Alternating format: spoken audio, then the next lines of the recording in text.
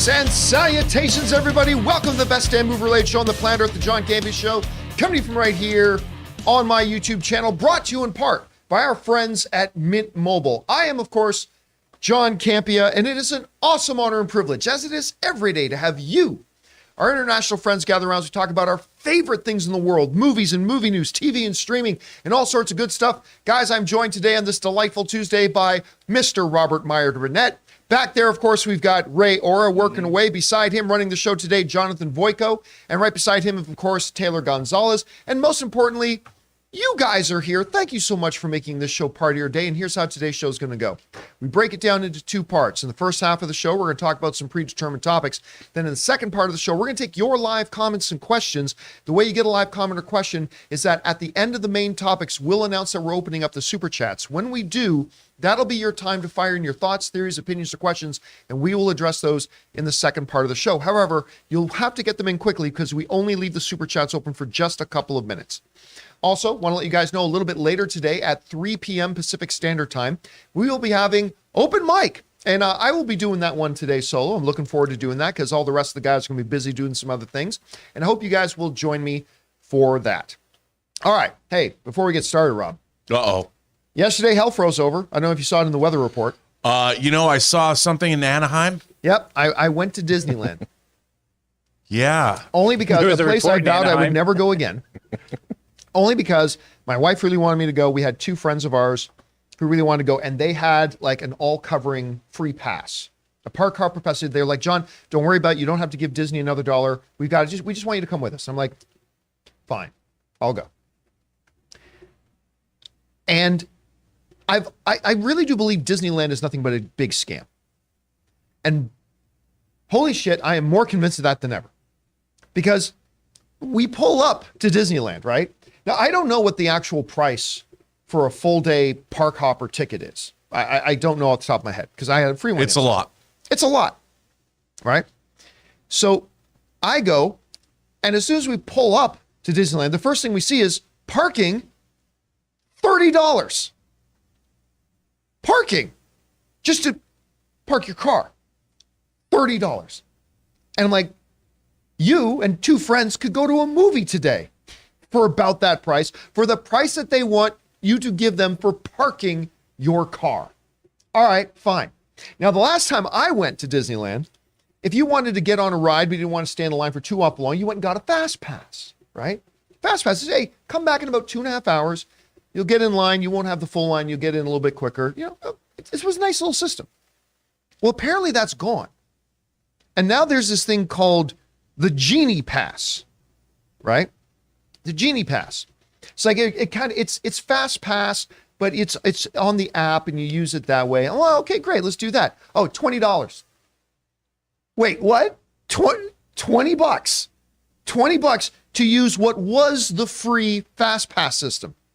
All right, $20.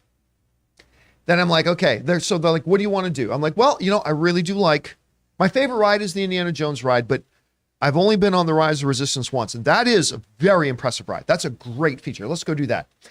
Where do we find that on the Genie Pass? Oh, no. No. You see, you paid $20 for the Genie Pass, but that don't get you on the big popular rides. You got to pay extra for that. Like, unless you want to go stand in line. I think the wait time was like 2.5 hours, 2:35, something like that. No. The Genie Pass you spent $20 on. So you can do Fast Pass for the rides. Yeah, that's good for if you want to ride Winnie the fucking Pooh. That's fine for that. Go do Pooh. But if you want to get on Rise of the Resistance, go do Pooh by itself, $25. $25 for a 5-minute, very good, very, very, very good ride. But for a 5-minute ride, $25. So before you've done fuck all in this prince of scams called Disneyland, you've paid $30 for parking, $20 for a Genie Pass, so there's your $50, and then you $25 to get on that one fucking ride. You've paid $75 before you've done dip shit, and then you're thinking, oh my God, I'm a little bit hungry. So we sit down at this place. Don't ever complain about movie theater concession prices, because we sit down at this place, and it was like a fries with some meat in it, So I don't know if you call those Irish nachos or what do you, but anyway, fries with some meat in it, right? It was just $22. $22. And I'm like, my God. And, we were talking about this before the show started today. And Taylor brought up a great point. He goes, how can you be a family of like 3 or 4 or 5 people? Because that $25 to get on Rise of Resistance, that was just for me. Like you got family of 5, congratulations, that's $125. So you and the little kidlets. Yeah, I have an emergency. Yeah, I need a wambulance being sent here. I could not get over. I could not get over what an absolute fucking scam Disneyland is. So what you're saying is it's not the happiest place on earth? If I could have, without getting in legal trouble, dropped trow and pinched a deuce in the middle of their Glory Street, whatever it's called. Main Street. The log ride. The log ride. Wow. You would have had to pay $30 to pick it up. Done that. I don't even Clean it up. You had to pay $30 to clean it up. Wow. It was, I don't know, man. I don't know. Go to Universal, guys. Go to Universal. If you're in LA, go to Universal instead. Much better experience. You get much more bang for your buck, considering you're spending far less bucks. But anyway, guys, that's me with my whining and complaining of the day. Fuck Disneyland. I'm just reminded why I don't go back to that stupid shithole. A lot of those prices probably make sense for people who like go there once every blue moon. I haven't been there. I haven't been there in like 11 years, I think. But it was never like that where they just grifted you at every turn. I mean, that's costlier, terrible. but not like that. Just kind of crazy. Anyway, with that all down, guys, let's get into some. You didn't come here to hear me cry and complain about Disney shit. Sure we did. You came here for us to talk about our favorite things today, movies and movie stuff. So let's start things with an off the top. And our first one is this. With all the big news that's been going on and around with stuff regarding DC and the takeover there with James Gunn and Peter Safran, I believe the absolute best news that could have possibly happened with DC. For the first time in a long time, I feel super optimistic about the future of DC, even if, and we don't know it doesn't, but even if it means my beloved Henry Cavill won't be playing Superman anymore, which we don't know if he will or not, but we know it's up in the air. We'll see. One of the big questions that I keep getting, I literally got it from 3 separate people over the weekend that people wrote into our mail-in section asking, but will James Gunn direct anything? And Rob, you and I have talked about this a little bit over the past couple of weeks about with James Gunn, who is such an incredible director, whether you're looking at Super or you're looking at Slither. My favorite film of his, by the way, is Slither. It's absolutely amazing. Whether you're talking about Guardians or Peacemaker or his Suicide Squad, which was fantastic, even if it didn't do anything financially, it was a fantastic movie. Wouldn't it be a bit of a shame, though, if him taking over DC Studios means he can't really direct? Because, Rob, you've directed, a lot of people forget sometimes that when we say you're a director, but you actually directed a film with William Shatner, right? It's true. And I'm going to go out on a limb and say that probably for you over a certain period of time was all consuming. Like directing isn't a hobby. It's not something you do for 1 or 2 hours a day, right? It's pretty much all consuming when you're making that film. Yeah, and I also co-wrote the script and edited the film. So it was, it was all consuming. And not only that, John, before we got to make the movie, we had to go to meetings for the better part of a year to convince people to give us the money. Right. So, you're wandering around talking to people, and then it is. And I would say then once we made the movie, we went on the festival circuit. So it was a 2-year proposition once we had the script, right, to try and get the money to make the movie, to edit the movie, to put it through post. It was, there you go. There's Eric McCormack from Will and Grace. That was in your movie as well. Rafer Weigel, who just, he's now the latest, he's in San Diego. He's a sportscaster. I mean, he's on the 10 o'clock news. He's the news anchor. And Shatner. And by the way, that is the late lamented Iliad bookstore in LA before it moved. But yes, I mean, it was a 2-year proposition, all encompassing. Right. And at the same time, because it was an independent movie, I didn't have any other money. So I was having to edit and do other things to make money. But even if you weren't editing it, you would have to be in there with overseeing the edit, overseeing all the posts. So so take that and understand that. Running a studio, we've talked recently about how Kevin Feige has just lost control of, I mean, I don't mean he's lost control, but I mean, he can no longer have the type of oversight over Marvel anymore because there's so much going on with Marvel. That is a full-time job Yeah. Running a studio is a full-time job. So it has really confounded me how James Gunn will direct or could direct movies while also trying to run a studio. However, that being said, continuing to direct some of the movies, he will. Now, I'm going to refer us back to an article in the Hollywood Reporter that came out back at the end of October. This is the one that announced the world. This is the one that shocked all of us, that James Gunn and Peter Safran were taking over DC Films. Now, in a paragraph in that, it says this: Gunn, this is in the Hollywood Reporter, will focus on the creative side of things with DC, while Safran will focus on the business and production side. Both are expected to continue to direct and produce projects respectively. Peter Safran's not a director, so the directing part was clearly referencing James Gunn. So according to that very first, for a lot of people who've been writing and asking, will James Gunn ever direct again? Because it's great that he's running the studio, but it'd be a real shame if we lose him as a director in this DC universe. Well, referring us back again to that first article, that he does intend to continue to direct. Now, can we expect him to direct at the same amount of stuff that he's directed in the past? Obviously not. He's got a new full-time job. And Rob, even though, he has said, the Hollywood Reporter reported it, he's still planning on directing films. I don't know how the hell you do it. Now, at least he's got a partner in Peter Safran that can shoulder some of the load. But, looking back at your time directing Free Enterprise, and, you directed television as well and all that kind of stuff, could you imagine, how could you picture that period of time that you were directing Free Enterprise and having another full-time job? Like, that blows my mind. Well, the only way I could see it happening is if, obviously, they're going to have multiple projects. They would have to spend the time before James went into pre-production and set up a slate. So if you set up a slate and hired 3 or 4 directors to begin making movies, and James being one of those directors, those films would all leave the station and they would have them, they'd go on the tracks to get made. Peter Safran would have to oversee the producing of it, and James would be making one of his movies. He would be there to consult, but you'd have like 3 or 4 films being made at the same time concurrently, because then they couldn't do anything more. So then after he would shoot, principal photography, if you figure if it lasts like 100 days. So he'd be off the grid directing a little over 3 months. Yeah.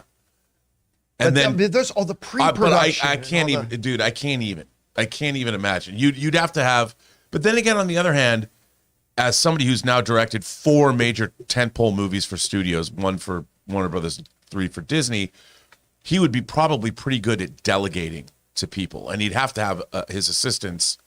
He'd have to have a great staff.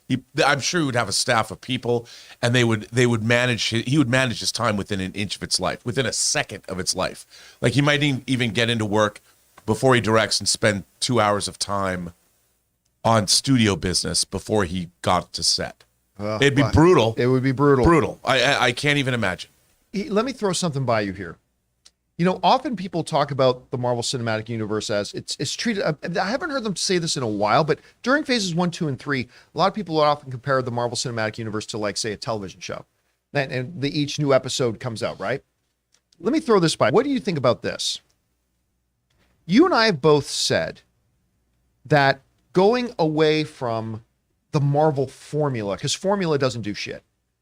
Going away from the Marvel formula, start the new by the way, we don't know there's going to be a new DCEU. Right. We don't know if they're rebooting the universe or not. That is one of the possibilities, but we don't know that. Just want to give that caveat there. But if they did, starting off the new DC universe, bam, right out of the gate, Justice League, right out of the gate. In television, we know that they always tend to bring in their biggest or best director for the first episode, because the pilot episode of a television show sets the tone for what the whole show needs to be modeled after. What about a James Gunn directed Justice League movie? He's the head of DC. He sets the tone for the entire DC universe. They launch it out with the Justice League movie. I don't know. Do you think that's something that could possibly happen? I do. And somebody tagged me on Instagram yesterday and talked about the fact that I had brought up, if he went and did the more comedic version of Justice League International, the comic from the mid 80s that Kevin Maguire drew, I wasn't saying that James Gunn should make an all-out No, of course not. No, we don't believe Justice that at all. League. But what I was talking about is a different tone. Tonally, like The Guardians of Forever is not an overtly comedic movie. It's not a yuck comedy. It has a lot of comedy in it, but it has a lot of serious pathos. I mean, the movie opens with Peter Quill's mother dying of cancer. Yeah. So the thing that I was saying is that what the DCEU, I think overall, what they're looking for is a more fun, lighter, buoyant tone, the way Guardians of the Galaxy. I mean, dude, Slither's got some brutal stuff in it, but it's hilarious at the same. It's a great horror comedy. It's a great horror comedy, and James Gunn knows how to weave in and out of those tones, which is something that we talked about Man of Steel. As much as you and I really like Man of Steel. Like I love that Man of Steel. But even you agreed with me when I said what it is missing is that joy. A little bit of joy. That fun joy. And by the way, by design, it's not a movie that failed to do something. Man of Steel was exactly the movie Zack Snyder wanted to make. I really liked it. I always saw it as a very serious first contact science fiction bent on Superman. It didn't have the Smallville, Clark is working for the football team and somebody dumps over all the uniforms and he has to clean them up. It wasn't that. But what the DC universe needs, I think, Aquaman had that joy in it. It did. It had that nice mix. Yeah. And so that's where I would say that we're looking for him to go. But like you said, he will set the tone. He could direct the pilot, so to speak, and then he'll hang back and then do studio business and shepherd 3 movies into existence while he finishes his. I mean, I could see it working. I don't envy him. All right, guys, question is for you. What do you think about that, James? I think the vast majority of us who have any common sense are pretty damn happy that James Gunn is going to be running the DC universe with Peter Safran. But how is he going to pull off actually directing films? If he does, should he do the first one right out of the gate to kind of set the tone? I don't know. Whatever you guys think is going to happen, jump down to the comment section below and let us know your thoughts. All right, guys. With that down, let's do one more off the top here, shall we? And that is this. I don't know if you knew this, Rob, but this week, potentially the biggest film of the year is opening up. I've heard something about that. Avatar 2, the sequel to the biggest box office hit film of all time. Avatar 2, The Way of Water opens up this week. And last night in Los Angeles was the premiere. They had it last year, so the stars were there, studio people were there, guests from the media were there, all that kind of stuff to watch Avatar. There's one person who wasn't there. I know. James Cameron was not there. This came out in the news there that James Cameron, unfortunately, who has poured, 13 years of his life into getting this movie together, into getting this Way of Water movie together, he had to miss his own premiere because unfortunately he caught COVID on a flight. James Cameron said this. He said, "I am in LA, just back from Tokyo, and I managed to pick up COVID on the plane. So I'm isolated and I can't go to my own premiere tonight. The number of people I've told over the years, we'll catch up and I'll see you at the premiere. Well, I guess not. Man proposes and God disposes." That's what James Cameron said. Oh, and screw Marvel. No, I'm just kidding. He didn't say that. But you almost expected him to say that. But no, he did not. He did not say that. So unfortunately for Cameron, being able to launch and celebrate the birthing, this thing he's been gestating for 13 years, the birthing of Avatar 2, he was not able to be there, which is unfortunate and sad, but it is what it is. All right, that being said, we're a little over maybe 49 or 50 hours away from this movie just opening wide and being available to everyone in the world. This thing's coming in the theaters a little over 48 hours from now. I'm seeing it at 3 p.m. local time on Thursday. So the world's getting ready to see it. Rob, we've seen the reviews. We've heard the reactions. We've watched the marketing is done. We've talked ad nauseum about, the anticipation and has it been too long, whatever. But we're now in the home stretch, Rob. This movie's about to open, the sequel to the biggest film of all time. Where are your expectation levels right now for this, and how do you think it's going to do? They're off the charts. I'll be honest. You know, I watched my extended version of Avatar. It's 16 minutes longer than the theatrical. I watched that this weekend in anticipation. The film's lost none of its power. I mean, people talk about, first of all, story-wise, structure-wise, it might emulate other stories. But the execution, the wonder, the technology, the effects, the emotion, the boss battle at the end, which is an epic multi-tiered battle. Watching it again, John, I hadn't watched Avatar in years. I loved it. I watched it with Elizabeth. I'm like, this is great. I can't wait. I mean, I had forgotten how much I enjoyed the film. And, you know, Jake Sully, I'd really forgotten how he narrates the movie, too. He has his voiceover. And I loved it. You know, and Elizabeth's like, when are we seeing I go, baby, it's 7:00 Thursday night. We got tickets IMAX 3D. She's like, I can't wait. This is exciting. And you forget how the craft of this film. I love it. Is it Spellman? Spellman, the character that he's one of the scientists who's the Avatar driver. I love when they're flying through the floating mountains, you know, and you forget, you just look at him and go, he's just looking up at these floating mountains. And, you know, it looks like the cover of a 70s prog rock album, like Yes Songs or something. And it's just, this movie's awesome. Like, so I'm watching this going, hell yeah, bring it on. I mean, like people are saying, you look at clips now of all the underwater stuff and you realize it's hard to imagine they did use underwater motion capture. Yeah. There's no fish there. All the fish are fake fish. You know, there was a guy, I forget his name, a YouTuber. I watched a video that he talked about how great Avatar is.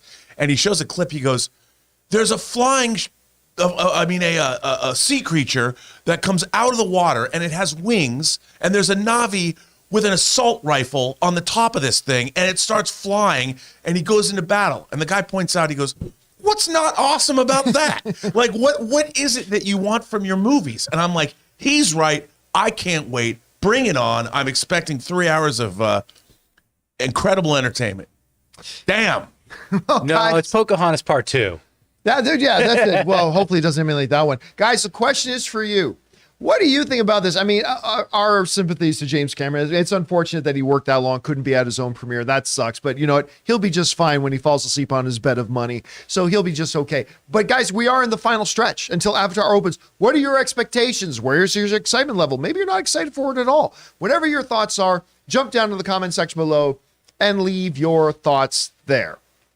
All right, guys. With that all down, before we move on to our next thing here today, we want to take just a quick second here and thank one of the sponsors of today's episode of the John Campea Show. Our friends made me dinner the other night at HelloFresh. We want to take a second to thank the sponsor of this video, HelloFresh. With HelloFresh, you get farm-fresh, pre-portioned ingredients and seasonal recipes delivered right to your doorstep. Skip trips to the grocery store and count on HelloFresh to make home cooking easy, fun, and affordable. That's why it's America's #1 meal kit. It is the most festive time of the year, and HelloFresh is here to help make the most of every moment. From holiday hosting to dinners during busy weeknights, you can count on HelloFresh to deliver fresh ingredients and seasonal recipes. Because 'tis the season for saving money wherever we can. HelloFresh is cheaper than grocery store shopping and 25% less expensive than takeout. You can use those savings for holiday gifts or treat yourself. Guys, you know, I've told you before that with Ann and I both being working professionals, finding time to prepare dinner together can be a chore, but HelloFresh has made it easy and fun for us to make our own meals, and most importantly to me, they're delicious. You will actually enjoy making dinner. So right now, go to HelloFresh.com/Campea18 and use the code Campea18 for 18 free meals plus free shipping. Once again, go to HelloFresh.com/Campea18 and use the code Campea18 for 18 free meals plus free shipping. And thank you to our friends at HelloFresh for sponsoring this episode of the John Campea Show. Okay, guys. With that down, let's get into our Mint Mobile hotline question of the day. If you guys have a question for the show and you'd love to hear your voice on the show, go ahead and call our Mint Mobile hotline anytime at 951-268-4259. And maybe, possibly, you might hear your voice on our show. So let's get to it right now. What's our Mint Mobile question today? Hey, John, how you doing? It's December 12th. About 5:50, and I'm waiting on Weekly Hero, and I'm sitting here looking on my phone, and I see that someone's saying Spider-Man Across the Spider-Verse is going to drop their first trailer tomorrow. I guess December 13th. If it does drop, just let me know what you think. You just call in ahead of time. Thanks, and I love the show. Well, you called ahead of time at the right time. Because this morning at 9 a.m. Pacific Standard Time, 12 p.m. Eastern, maybe my most anticipated trailer of the year, Spider-Man Across the Spider-Verse, dropped their first official trailer. Now, a little bit of context here. I believe it was 2018 was the year of Black Panther, was the year of Infinity War, and neither of those were the best comic book movie of the year. The best comic book movie of the year of that year was Spider-Man Into the Spider-Verse. A movie that I'd spent a year mocking and saying I didn't think it was going to be any good. I was like, yeah. And then I even saw the first little teaser. I'm like, I don't like the animation style. I think this is going to be dumb. Nobody cares about this. Blah, blah, blah, blah. That was me. That was me. I don't mind telling you. That was me. And then I saw that movie. And I remember, I still remember the exact door. Because you know, on the front of the AMC Burbank 16, there's like 8 front doors, right? I still remember the one I walked out of. The second from the right beside where the bar is now. I remember coming out of that theater after I watched that movie. And I stepped out that door and I was almost bewildered by just how good that movie was. Just how floored I was by that movie. And while you and I have both seen a lot of movies, all of us in this room have probably seen a lot of movies that we thought, man, Schnepp would have loved this movie. I think it was Spider-Verse was the one that was the first one that I came out and I wrote, oh my God, like this. At any rate, I think that was the one, but I still remember the door that I walked out. I still remember that door. I stumbled out of that theater, came around that corner, walked out that door, just being in amazement of what I just saw. Now, back at CinemaCon, back in April, they showed us like the first 15-minute. Ray, do you remember exactly how long that preview was? Like, I think it was, they said like the first 20. Real. I think like not the first 20, but they said they had like 20 minutes, but it was all jumbled up. Yeah, so it was unfinished, right? Yeah. So they showed us like the first 15, 20 minutes, like Ray's saying, but some of it was finished animation. And then all of a sudden, in the middle of the scene, it would switch from finished animation to like detailed pencil sketch of the animation, but the dialogue still, like the scene's still going. And then it would go to animatic, and then it would go back to full animation, whatever. So they're like, look, the movie's not done, so but we want to show you like the opening 15 minutes, 20 minutes, whatever. And it didn't matter that the animation wasn't finished. Didn't matter. Didn't matter. We were sitting there going, oh my God. Like, it was unbelievable. And I just remember thinking, this is the movie I am so excited about. And today, the first trailer dropped, and none of the footage from that first 15, 20 minutes that they showed us was in it. Now, granted, the first half of the trailer is shots from the original movie with new narration from Miles's mom over top of it. And then it gets into the new footage. And I can't, just when the mom says to him, never let somebody tell you that you don't belong there. I almost cried. I'm listening to his mom saying that. Like, don't ever let anybody tell you you don't belong there. But I cried when you told me that, and you laughed. Look at you, loser. Yeah. I, for a first trailer, if this was the final trailer, I'd say, you probably dropped the ball here. But for a first trailer that is kind of just announcing to the world, this movie's coming. And that one, when Gwen is like, we're supposed to be the good guys, and 99 goes, we are, while he's beating the crap out of Miles. I'm positively giddy. I cannot wait for this. Rob, you had a chance to watch the trailer this morning. What do you think about the new trailer for Spider-Verse? Come on. I mean, it looks incredible. It looks so much fun. I will say this. I was counting the different Spider-Men in the trailers thinking, how many hot toys do I have to buy? And then I'm like, oh man, I'm out. A lot of hot toys. But it looks great. I really like how they're doing interesting things with the animation style. This the multiverse, whatever it's all going to be, and this is the first of 2 movies. So, I mean, John, what's not to love? When do we get to see it?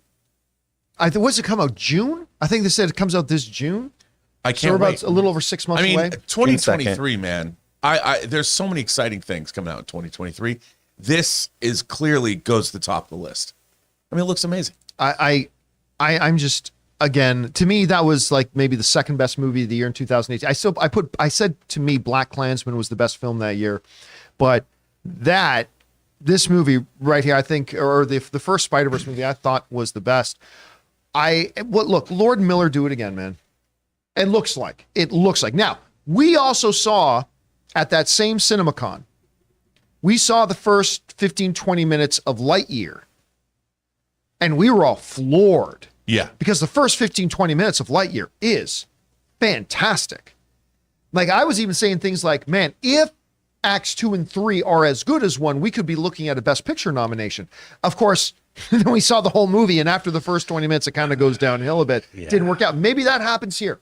Maybe the first 15, 20 minutes we saw were fantastic, unbelievable, mind-bending, all that kind of stuff, but maybe it drops off and goes to crap after that. We won't know until we see it. It might be good, might be bad. A lot of sequels have a hard time living up to really good originals. And maybe that'll be the case here, but on the surface right now, it looks like Lord Miller did it again. Guys, question is for you.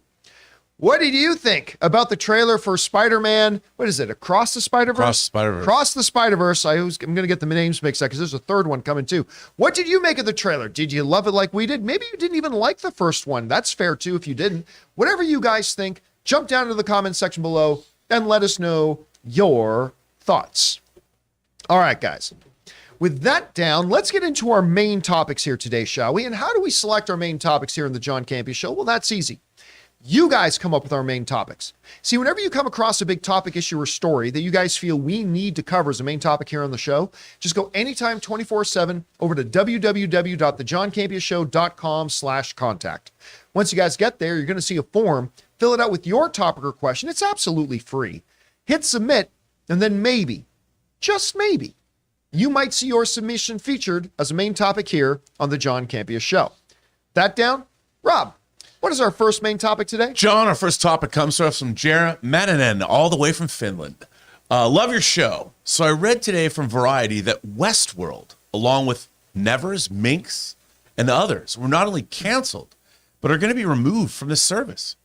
Now, I can understand canceling these shows, but why remove them from HBO Max? While I don't love Westworld, I've enjoyed it, and I was hoping at some point it was the latest season too. Variety article says that it's due to them now wanting to pay residual payments or not wanting to pay residual payments from these shows. I don't understand how the residual payments work. Could you explain this to me? And is this because of ad-supported tiers? All right, Yuri, thanks a lot for sending that in. And yeah, now a lot of people were surprised. I wasn't really all that surprised personally, but a lot of people were very surprised to find out that Westworld got canceled. Minx got canceled when they found out they got canceled just as they wrapped shooting, at least, season 2. They found out they got canceled. Not surprisingly, the Nevers got canceled. That was the Joss Whedon-backed one. A show I really liked. It was pretty good. Until the final episode and a half. Yeah. I was really into that show. I loved the characters. I loved the premise and the setting and the time period. I loved it. And then it got into the last episode and a half when they revealed what the big twist is. And I'm like, this is stupid. And I'm like, I'm not going to watch the season 2 anyway because the twist was so bad. But still, so that got canceled and others. Well, now comes word. This is the report here that you see up here now. The report has come in. The actual story there, Jonathan. If you want to read the story. Gotcha. The story's now come out that they have actually not just canceled these shows, they're pulling them off HBO Max. They're not just not going to continue, they ain't going to continue being on HBO Max, which I get and I understand to a lot of people. It's like, well, wait, why? Lots of shows get canceled on Netflix and they stay on Netflix, at least for a period of time. Lots of shows get canceled here and there, but they stay on those streaming services. Well, now this comes to us from the folks over at Variety who wrote the following. The two shows talking about the Nevers and talking about Westworld The two shows are among multiple series that are being cut from the Warner Brothers Discovery-owned streaming offerings, along with Minx, which had already been renewed for season 2, and Love Life, which had not yet been picked up for season 3, both of which, unlike The Nevers and Westworld, were actually HBO Max originals. Sources close to the situation say it's possible that that the already finished batch of The Nevers episodes will air on another platform sometime. The removal of shows from HBO Max means WB Discovery is able to save money in residuals paid to cast and crews of productions on top of the money that they save by not continuing on with the shows at all. All right, so that comes us from Variety. Here's the thing. We all understand that it costs money to make shows and movies. Costs money. What we sometimes forget, me included, is that the money you got to pay out doesn't stop when the movies are made and when the TV shows are being finished. The money you have to pay continues through residuals and through individual now in the old TV model, they're like the Friends cast, the cast of Friends, they never have to work a day in their lives.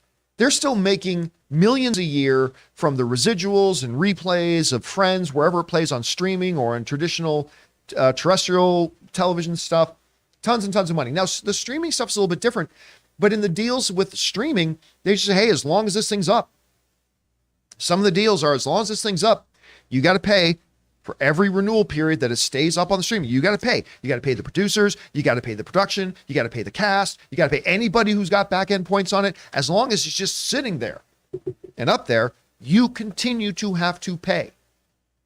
Now, I'm going to go back to my AMC days here. I'm trying to think of a show that maybe we can. Nightmares. We had a horror show called Nightmares, right? So we were doing a horror-related show for a while called Nightmares, and it was a good show. It was a good show, but it didn't get an audience. The amount of time and money we were putting in and man hours and studio time and whatever, and paying the people who were on it, we were just not getting the viewership numbers to continue it. So we had to make the decision to cancel it. Now, of course, once we canceled the show, we still kept the episodes that we had up on the YouTube channel. Sure. Of course we did. You know why? Because it wasn't costing us anything to keep it up on the channel. It wasn't costing us anything. If I found out, like if Schnepp had come to me, Schnepp was one of the guys on Nightmares. If Schnepp had come to me and said, you got to pay me $300 every month that you keep those videos up online, guess what I would have done? I would have deleted those videos off the YouTube channel. That's exactly what I would have done. And in this case, it looks like, according to Variety here, that, HBO is just looking at it and saying, look, we don't believe there's going to be a motivation for people to sign up or stay signed up for HBO so they can watch Westworld anymore or Minx, whatever. But we do know, looking at the books and the deals that the previous ownership made, that if we do keep it on HBO Max, it's going to cost us X amount of dollars just to have it sitting there. We don't need to spend that money.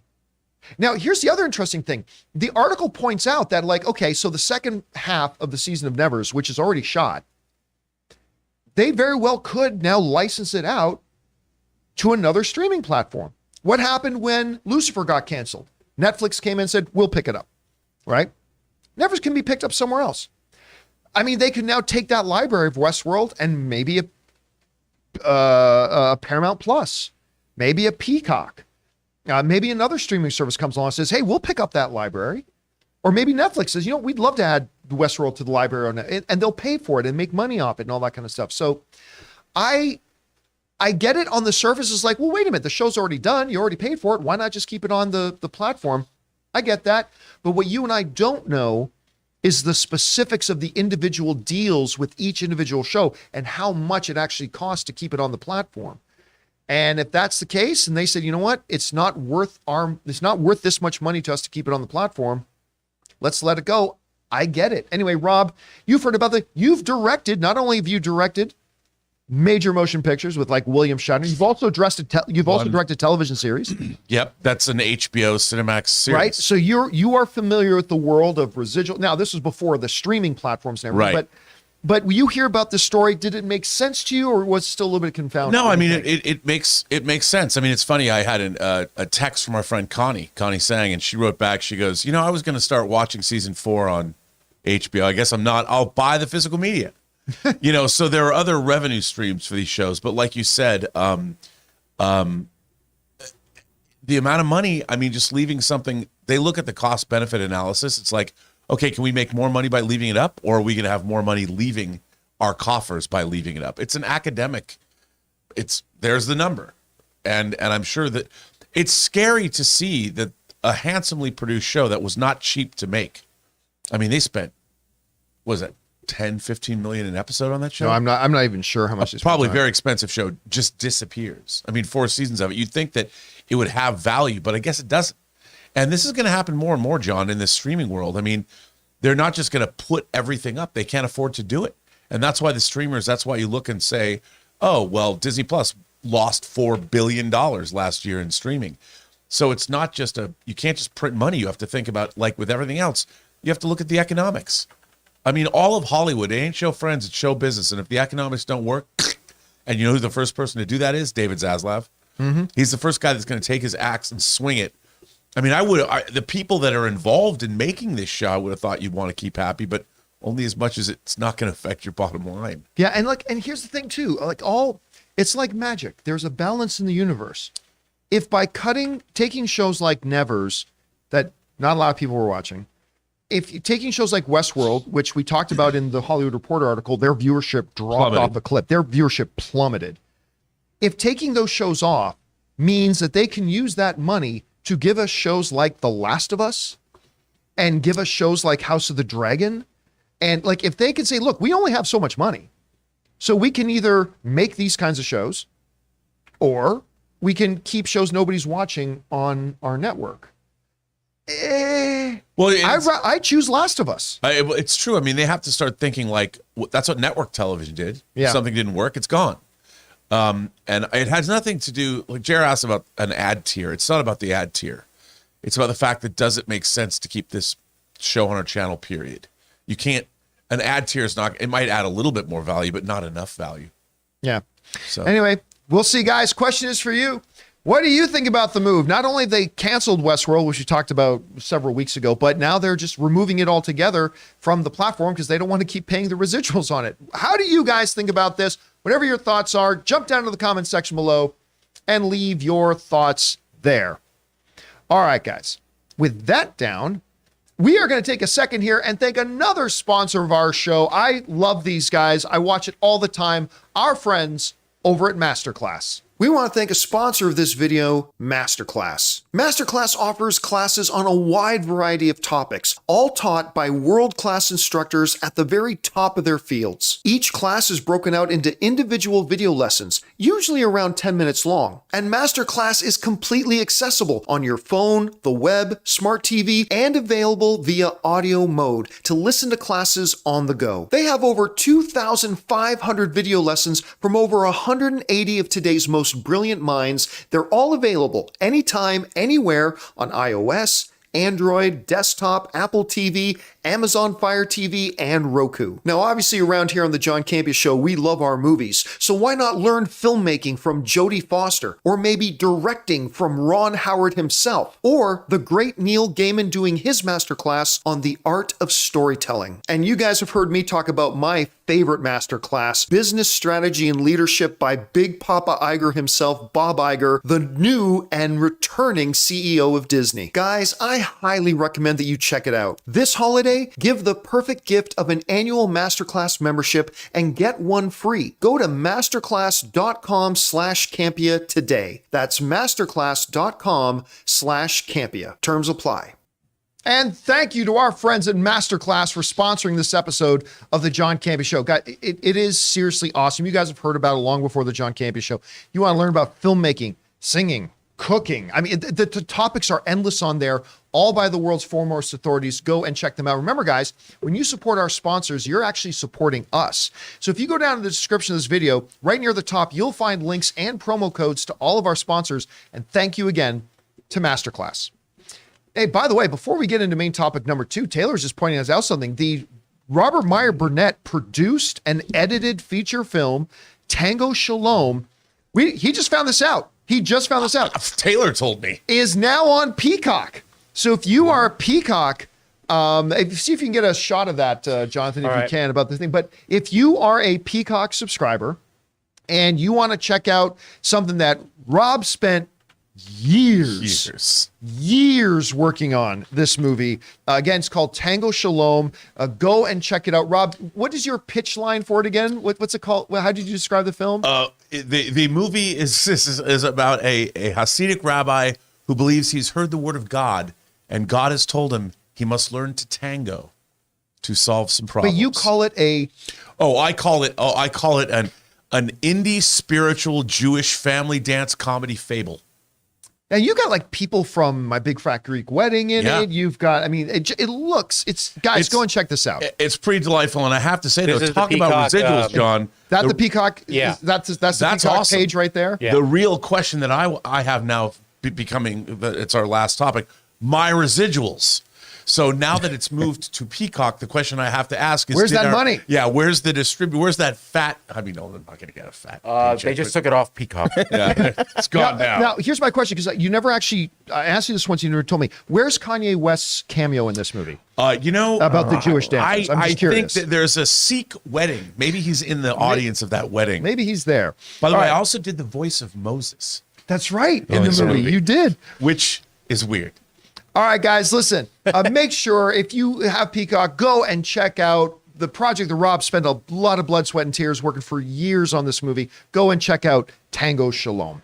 All right. Joining the $1 billion club, says Outer Maker in the live chat. Join the $1 billion club. I wish. All right. You can all have money. With that down, guys, let's move on to main topic number 2, shall we?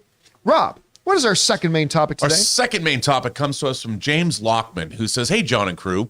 One of the films that I'm looking forward to is Christopher Nolan's Oppenheimer, starring Cillian Murphy as J. Robert Oppenheimer, who was one of the main figures behind the Manhattan Project. In an article in Total Film magazine, Nolan revealed that he recreated the first nuclear weapon detonation without CGI effects to use in his film." I called that, by the way.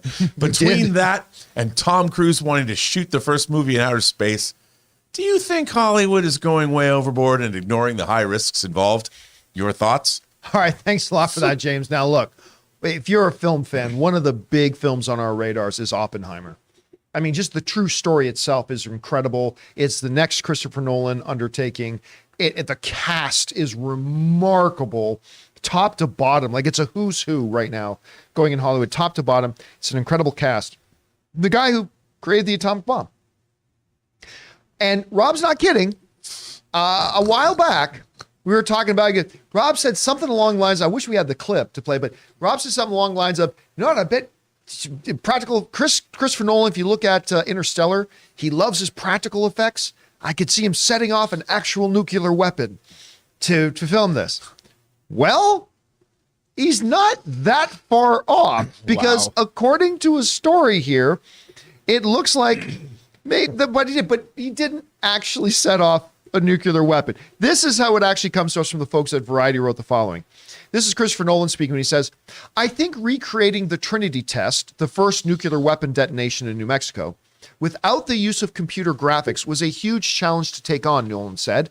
"Andrew Jackson, my visual effects supervisor, I got him on board early on, was looking at how we could do a lot of the visual elements of the film practically, from representing quantum dynamics and quantum physics to the Trinity itself, to recreating with my team Los Alamos up on Mesa in New Mexico in extraordinary weather, a lot of which was needed for the film. In terms of the very harsh conditions out there, there were huge practical challenges, and that comes to us from Variety." Now, I want to be very, very clear here.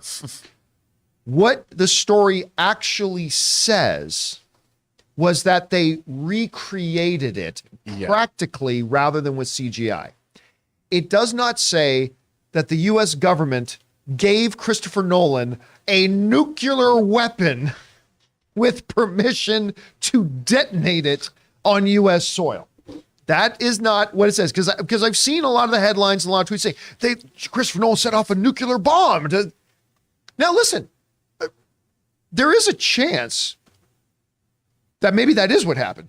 It doesn't specifically say in the story. Now, just to be clear, I didn't set off a real nuke. But the wording is we recreated it using practical means instead of CGI means, which means they found a way to make a big ass explosion and use their practical effects knowledge to make it look like it was probably much bigger than it is, using certain wind elements and all that kind of stuff. So while it is certainly a sexy story to say that Chris Nolan was actually given a nuclear weapon, I don't know, maybe Doc Brown came from the future and gave him plutonium. Christopher. But it's still pretty stuff because I would think, just get into the visual effects bay and create in CGI nuclear explosion. It'll look great, but he wanted to make it look as real as possible. Dude. Rob, you heard the story. What did you think about it? I am willing to bet there was a phone call made just to ask.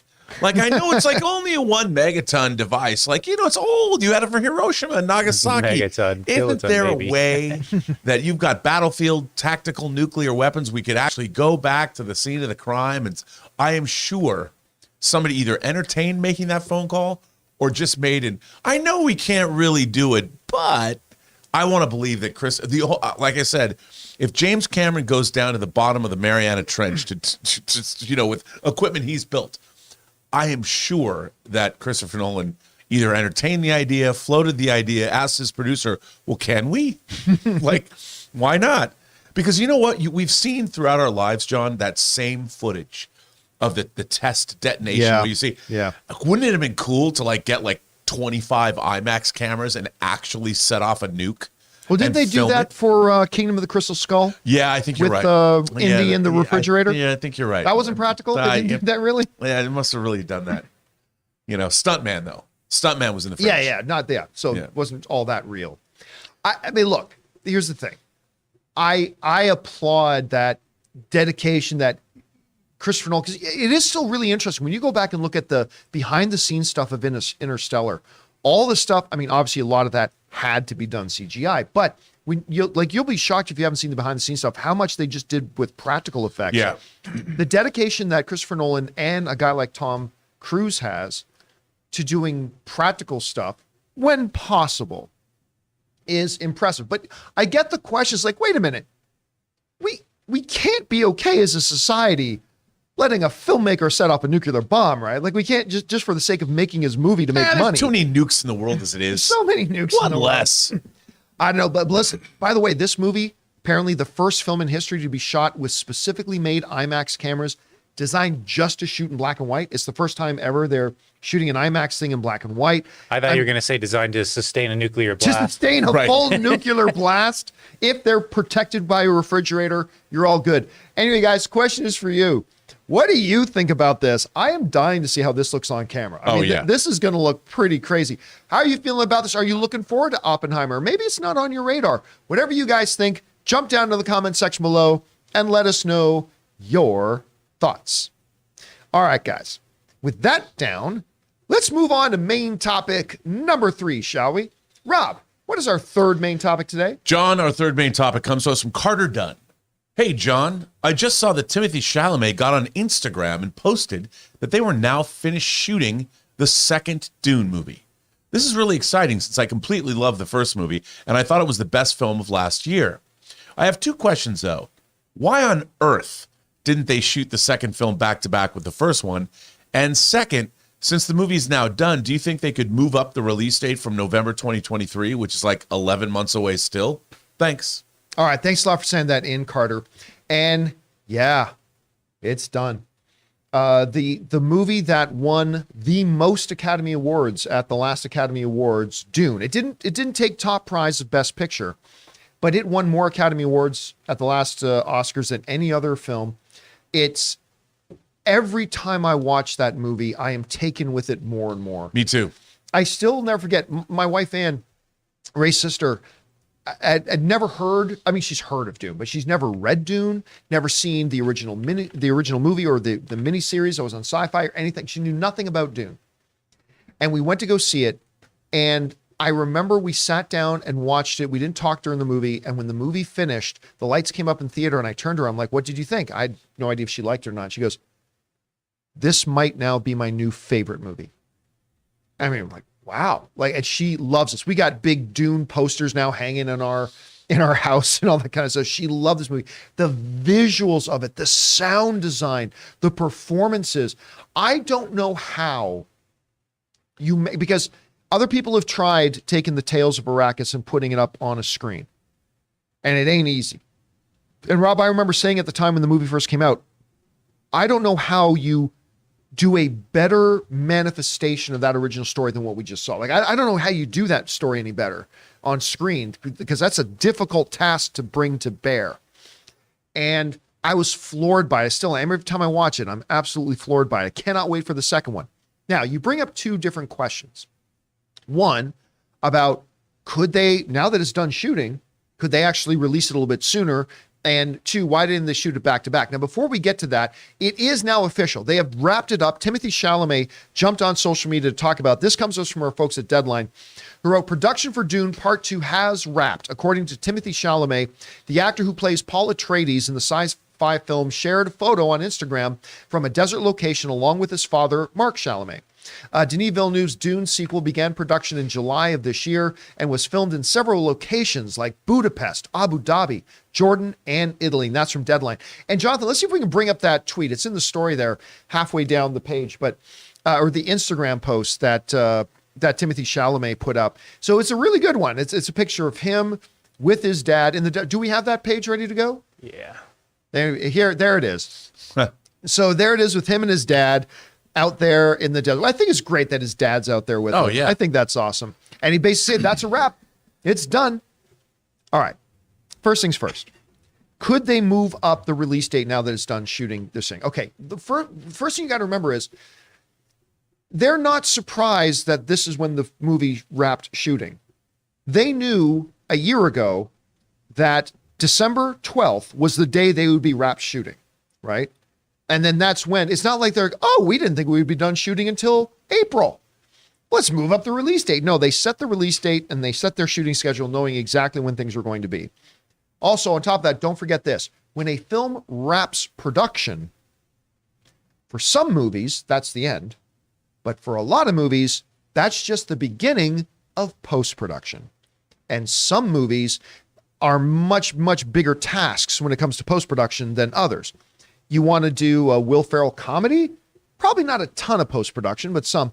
You want to do Dune Part 2? There's probably a hell of a lot of post-production. Now, you can also say that probably a lot of post-production is happening while production's going on. That's true. That's absolutely true. Actually, sometimes some post-production elements are being done before they even start rolling cameras. Yeah. But there's a lot of work still to be done on this movie, and they planned that November release date very, very intentionally. So no, we're not going to see the release date move up. I mean, we might find out they move it a week or two for positioning, but it's not going to get a legitimate or substantial move forward. So expect it to come out in November still. Rob, though, on the other question they ask about why on earth did they not shoot this back to back? This is a conversation we've had several times. Again, this was a decision made under the old Warner Brothers when it was run by Jason Kilar that they weren't going to do it. Now, look, Rob, we've said before, we understand it is a massive gamble to shoot movies back to back. Because you can say all you want, everybody knows the first one's going to be a hit. How many times have we heard that said and then a movie flopped? We've heard it a lot, right? Just look at Black Adam. You could not have convinced me 6 months ago that Black Adam wouldn't at least make $600 million at the box office. Now it's not even going to crack 400, maybe get to 400. So you can think that, but with something like Dune, that is literally a story that you have to break into two pieces because of the length and the amount of money you're investing into it, I am still flabbergasted why they were not shooting these two movies concurrently and why we were not getting Dune Part 1 in 1 year and Dune Part 2 in a second year. I'm still flabbergasted by it. So as things stand, we got to wait to the end of 2023 to get this thing. But again, that had nothing to do with the current leadership of Warner Brothers. I still think it was a big mistake. Rob, we both understand it's a big gamble when you do it. But as you look back on it now, we both understand why they didn't. But now here we are. Do you think they should have shot this thing back to back? 100%. I do, only because the locations are pretty much the same. I mean, there are more locations.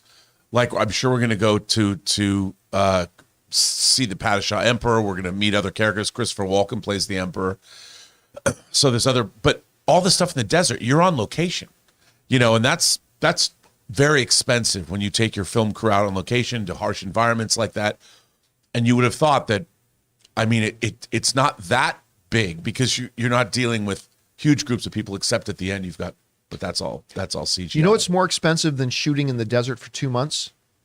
Shooting in the desert for 1 month, leaving, and then having to set everything back up again to shoot for another month. That is exactly right. And but I get that it's still a risk. Yeah. I mean, and what I had heard is they were going to do, because the story of Paul Atreides, even though he goes on, it really is, I thought they were going to do 3 movies. I'd heard they were going to do Dune Prophet, which would be part 2, and then Dune Messiah, which is the second book, right, which is a small book. And that would be the whole story, the rise and big fall of Paul Atreides. And that would have been what they wanted to do. I still think they might do that. But I have to say, John, that I've been obsessed with this movie lately. My friend Emma Bannon, the lovely Emma Bannon, sent me a box set from England of this. I've been watching this. This film, Dune, is probably, of all the science fiction movies ever made, has its peak verisimilitude. There is not a frame of this movie that doesn't look real. I swear to God, they went to Arrakis and shot this movie. There's not one moment of this film that does not, you cannot tell that there's visual effects. And I've gone back and forth. Anywhere you look, from the sandworms to the ornithopters' blades, it's incredible. How cool of a design was that, by the way? Incredible. I mean, the whole thing is incredible. And you know what? Since I've set up the movie room, the sound design in this film and the score, amazing. It's unbelievable. Like, I sit there and crank it up. Elizabeth's like, "What are you listening to?" I'm like, and then she sat down and watched it. There's something mesmerizing about this movie. When I first saw it, I'm like, it was good. But the more I watch it, I can't stop watching this movie. I can't wait to see Dune Part 2. I can't wait to see what he does. I can't wait to hear Hans Zimmer's score. I mean, this film is incredible. And I love the fact that cooler heads prevailed. And because this movie wasn't a huge hit. No. It didn't make $1 billion. It made good money, but I think part of the reason is because it got the Oscars and because people love it and because it's Denis Villeneuve, they're willing to take the gamble. And they're concurrently making the HBO Max series. Yeah, the Sisterhood, which is happening now, and that shows the origins of the Bene Gesserit, and that's not even books that Frank Herbert wrote. His son Brian and Kevin J. Anderson wrote. So that's being shot in Budapest now. So that's pretty cool that they're all in on the Dune franchise. Somebody else had written in and asked, do I think if Warner Brothers was under the current leadership, the current ownership, if they would have shot it back to back? I guarantee you they would have. Not because they had great visionary foresight, but because David Zaslav is very penny conscious. And he understands, wait a minute, we could save like $100 million if we just shoot it back to back instead of trying to shoot them 2 separately. Because he's all about saving that money. I got a question for you though. Children of Dune, which was the second sci-fi miniseries that they did. What one was that based on? That's based on the book. So there's Dune, Dune Messiah, Children of Dune, God Emperor of Dune, Heretics of Dune, and Chapter House Dune. Right. Those are the 6 books. So Children of Dune is the 3rd book. And they dealt with some of Dune Messiah they kind of breezed over it. But I could see them doing. Where does this sit timeline wise with Dune Prophet? Does that there's no Dune Prophet, but they were going to split Dune instead of being called Part 1 and Part 2. They were going to do Part 2 is Dune Prophet. Yeah. And then Messiah was the one with the Rise and Fall of Paul Atreides. Where does Children of Dune fit into that? Children is after that. Is after that. Okay. So I don't know if they're going to do the 6. So what's interesting is there's only 6 original Frank Herbert Dune books, but then there's like 20 more written by his son and Kevin Anderson. Whether they're canonical or not, up to people to decide. All right, guys, question is for you. What do you think about this? According to Timothée Chalamet, production on Dune 2 is now wrapped. They're now in post-production, getting ready for a November release. Are you excited about this? To me, it's the tangibilization. I cannot wait to see this. Maybe you loved the first Dune. Maybe you didn't like the first Dune all that much. Maybe you're not all that excited for the second one. Whatever you guys think and however you're feeling about it, jump down into the comment section below and leave those thoughts there. All right, guys. With that down, we're going to take a second here and thank another sponsor of our show today. I'm wearing them right now. Smooth and delightful. Our friends at MeUndies. The holidays are officially upon us, and it's time to start celebrating. Do your thing and holiday your way with MeUndies. Because it's the most wonderful time of the year to try MeUndies, because they're currently offering a very merry deal. Get 20% off your first purchase with free standard shipping and free returns when you go to MeUndies.com/Campea. Guys, you know I've been wearing MeUndies for a while now because I used to be like everybody else. I would go to the big store, buy the biggest box of the most generic underwear, and I thought that was good enough. But ever since I started MeUndies and started wearing the most comfortable underwear I have ever worn in my life, I swear on this Christmas season, I will never go back. So get your holiday shopping finished early and start making time for yourself with the new MeUndies holiday collection. Their undies, long underwear, and sleepwear are made out of the softest, most supple fabric you've ever felt and are guaranteed to bring you comfort and joy to all of your loved ones. Shop their classic plaid prints for a traditional, picture-perfect style, or get festive with their adventurous limited edition sweater prints. Available in sizes extra small all the way through 4XL, MeUndies has what you need to make all of your favorite people smile this holiday season, all in one convenient place. So to get 20% off your first order, free shipping, and 100% satisfaction guarantee, go to MeUndies.com/Campea. And thank you to our friends at MeUndies for sponsoring this episode of the John Campea Show. All right, guys, with that down, let's get into our fourth main topic today, shall we? Rob, what is our fourth main topic today? John, our fourth main topic comes to us from Jarvis. Did Black Adam make or lose money? I've been seeing people debate it since a bunch of reports said it lost almost $100 million, and Dwayne Johnson said it made almost $100 million. Puck is now saying that Johnson put out false financial information about Black Adam to make it look like the movie did better than it did. What do you think of this, and where does the truth lie? All right, Jarvis, thanks a lot for sending this in. Yeah, I mean, unfortunately, Black Adam, a movie I enjoyed. I mean, had issues with it, have some problems with it. I had fun with this movie. I smiled a lot, laughed a lot, found it kind of exciting. And yes, had a lot of issues with it too. But at the end of the day, the most important thing is I had a good time watching this movie. But it's been in the news a lot and being talked about in circles a lot for all the wrong reasons. You know, about how much movie did it lose, and then all of a sudden, like, The Rock comes out and says, this movie's already made a $72 million profit. It's like, well, wait a minute. Yeah. I am not Oppenheimer.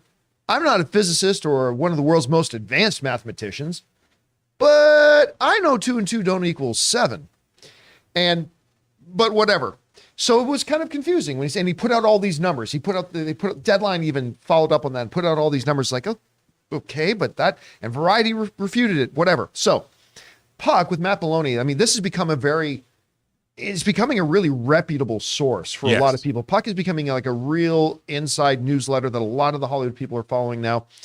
They put a lot of reliable stuff. But anyway, this comes to us from Puck, talking about this situation, about what's going on here. Executives at Warner Brothers reportedly claim that Dwayne Johnson leaked inaccurate information about the profits of Black Adam. According to Puck's Matt Maloney, several Warner executives believe that Team Dwayne Johnson leaked information to Deadline about the profitability of Black Adam as a way to counter previous reports that the DC film would lose the studio between $50 and $100 million. Maloney wrote that the supposedly leaked report was, quote unquote, filled with false assumptions, and stated that in the long term, nearly all movies this size will ultimately pencil out after every window is exhausted over years and years. So what Matt is saying from Puck here, they're saying that, look, long term, when Black Adam gets picked up by CBS for X amount of dollars, and then another network plays it, and then it goes to this streaming thing, and then it jumps to another streaming thing that plays as a special of the weekend. Look, 10, 15 years down the road, yeah, maybe at the end of the day, this thing will accumulate enough licensing fees and all that kind of stuff is there. But according to this report, a bunch of numbers based on quote unquote false assumptions, that's a polite way of saying lying. But based on false assumptions to counter the impression going around out there that Black Adam was a money loser. Look, not every movie is going to be a hit. It's just not. That's okay. That's the nature of the business.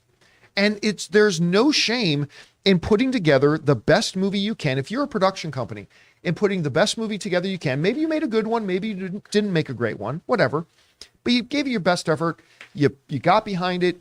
You made the best movie you could. You put it out. Sometimes you're going to hit wins. Sometimes you're going to hit losses. It's okay. There's no shame in that. But it does feel like, I remember when that article came out in Deadline when Dwayne, who is my second favorite movie star in the world. I love Dwayne Johnson. But when Dwayne came out and made that social media post about why is a movie star coming out and trying to talk about the financials of the movie they're making? Just stay out of it. Dwayne, you don't need to dirty yourself with this. Like, you are Dwayne Johnson. None of this is going to hurt you no matter what. But it really did feel like oh boy, here's internal turmoil. Here's a he said, she said thing going on. And it's just really, I don't know. It's not a good look for anybody. I'm not saying Dwayne Johnson. I'm not saying Black. I'm saying it's not a good look for anybody. Like, because it keeps all of us talking about the disappointing results of Black Adam. Right. And there's no need. Let's just look back on Black Adam and say, you know what? Had its problems, didn't make as much money as everybody thought it was going to make, but it was a fun movie. We had a good time. Let's see if another one gets made. Instead of talking about that, everybody on both sides keeps bringing up the financials. Did it make 5 cents or did it lose 5 cents? Whatever. It was a disappointment. And now that's what we're talking about instead of talking about the positives of the film. I don't know. Rob, you read this report coming out of Puck and Deadline as well. What's your takeaway from it? Well, I think, look, this is damaging to brand Dwayne Johnson in the sense that, you're only as good as your last project. And the fact is, he probably had a large stake in this movie. Sure. He got paid a lot. So there's under no metric system, wherever you're going to look at this movie was not profitable. I mean, as we talk about on the show, box office, you only get 50. The studios are lucky if they get 50% of that. Meaning, so if it made $400 million, the studios are only going to cover the cost of making the movie. They haven't covered their marketing costs. They haven't covered their studio overhead. This movie has lost a great deal of money, regardless of how you want to spin it. But, I get it, because Dwayne Johnson doesn't want people to saying that about him, because that means his quote for his next movie. It's like, we might have paid you $25 million. We're not going to pay you that this time. We're going to pay you $15 million. So for him and his team, it costs money when something isn't a big resounding success. So I can understand where they're going. But like you said, it's a bad look for an actor to come out and start talking about studio business. Unless the actor himself is paying for the movie, he shouldn't be talking about this at all. And he opened himself up for this. This is something that this debate, like you pointed out, this didn't have to be going on. We should be talking about the movie. I like the movie. It's good. It's out on streaming now. Watch it. It's on HBO Max. Check it out. If you like it, maybe they'll make another one if the streaming numbers are good. But this movie has not made a lot of money. So Dwayne Johnson, I don't think, should be weighing into that. Here's my fear. My fear is this. I would like to see a sequel. Me too. I mean, again, I had issues with the first movie, but at the end of the day, I would like to see a sequel. But my fear is like, it's like a professional athlete. Once there's so much baggage attached to a professional athlete, even if they're still pretty good, a lot of teams will pass on this because, like, we don't want the circus that comes with it, right? My fear is, as somebody who wants to see a sequel to this movie, is that by prolonging this drama about did it lose money and all this kind of stuff and like creative accounting, all that kind of stuff, it feels like they're making the property itself undesirable. Yes. Like, it's like, you know what? Because Warner Brothers could look at it. I'm not saying that they are. I've had nobody call me to tell me this. This is just me as a fan speculating, right? If you're Warner Brothers, you're like, look at all the fucking nightmare Warner Brothers went through with the whole Justice League thing, right? It was never about the movie anymore. And now it was all about cult of personality. It was never about the movie anymore. Now it became about us versus them and all this kind of nonsense in the circle. And then the previous regime put up $70 million to create the HBO version of it. And it ended up losing them a bunch of money and all this. Like, my fear is by keeping this discussion going, that they're making the brand, the Black Adam brand, look undesirable. It's like, do we want to jump back into that pool again? Nah.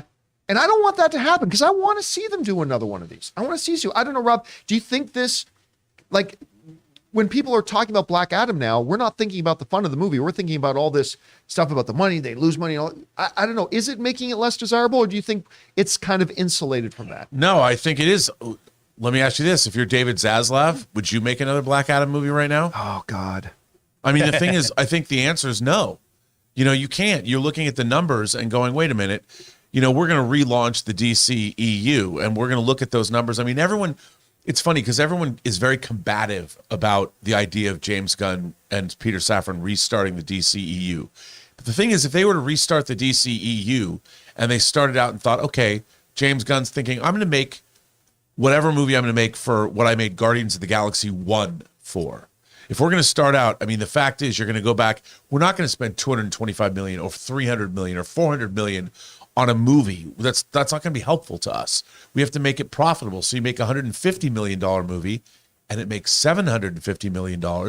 That's a win. Yeah, that's an epic win. Now you're off running. And then you're off and running. And that's the direction he wants to go. Because even that, if you make a $150 million movie that makes $750 million, you paid for the film. It's made 4 times its budget plus another $150 million.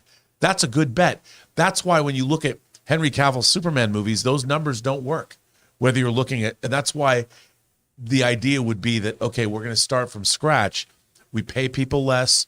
We scale back on what we're doing in terms of effects-wise or post-production, whatever you're spending your money on, and make these movies for a price. This movie, it simply didn't work financially. All right, guys, question is for you. What do you think about this? At the end of the day, as you look back at the Black Adam movie, did you enjoy it? I mean, I think we all acknowledge it had its issues. You had fun with it. Were you hoping to see a sequel? Will you not lose any sleep if we don't see another sequel? Whatever you guys think about it, jump down into the comments section below and let us know your thoughts. All right, guys, with that down, let's move into our 5th and final main topic here today, shall we? Rob, what is main topic number 5? John, main topic number 5 comes to us from Legally Eagly. Hey, everybody. Fantastic Four is kicked into pre-production as the Direct has reported that Peyton Reed has seen the initial concept art for the Fantastic Four lying around in studio. Oh, my God. It's actually happening. Marvel's first family, and might I say best, is actually becoming a reality. Furthermore, I find it interesting that perhaps Peyton didn't find it lying around, but it actually was for his own Ant-Man Quantumania, as it has been suggested that Fantastic Four have been in the quantum realm, so that could also be a hint. Anyways, John, how do you feel about this? And bring on the filthy. All right, thanks a lot for saying that, and legally. And honestly, other than the X-Men coming, I don't know that there's been a more exciting development for Marvel and MCU fans than the fact that the Fantastic Four are coming. Yeah. Now, we've seen a lot of failed Fantastic Four projects, but none of them have been under the stewardship of Kevin Feige. So a lot of people are really stoked about what is coming, as am I. Like, I cannot wait to see what they're going to do with this and all this kind of stuff. Now, where this is all coming from was Peyton Reed, the director of the Ant-Man films, was doing some press for Ant-Man Quantumania. And you got to forgive me, I cannot remember the name of the outlet. Is Somosos or something like that. Forgive me if I have, guys, you can go and look it up. Was doing an interview with somebody, and this is what he said during that little interview. Peyton Reed said the following. Matt Shakman, the guy who directed WandaVision, is now directing Fantastic Four. Matt Shakman is going to do great. And I've seen initial artwork for the Fantastic Four, stuff around the Marvel offices. It's going to be great. I developed Fantastic Four 22 years ago for about a year, way pre-Marvel Studios.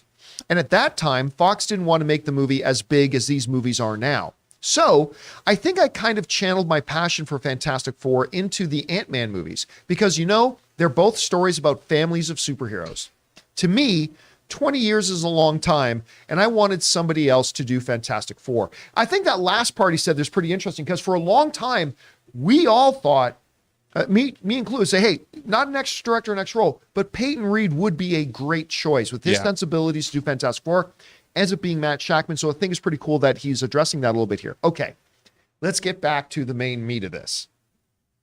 He says, I've seen the pre-production art.